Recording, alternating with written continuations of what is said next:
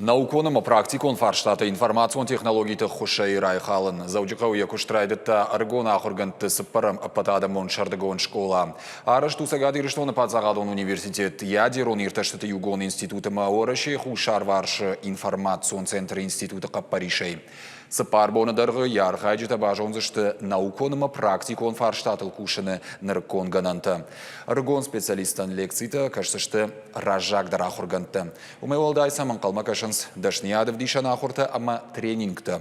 Шардагон школа ярхайы юандаш уалдар ахурганандона. Цель этой школы – познакомить молодежь, вначале региональную молодежь, то есть не только Северо-Осетинского государственного университета, но и те университеты, которые в этом регионе были.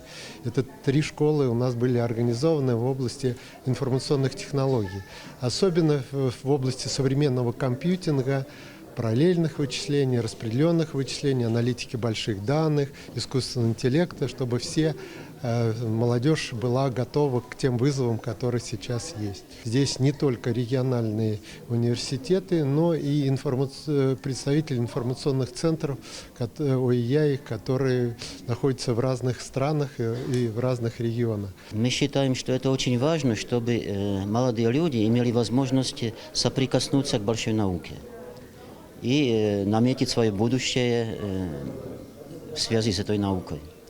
Потому что человеческий потенциал, он очень важен. Это даже, можно сказать, важнее, чем деньги. Потому что без людей установки работать не будут.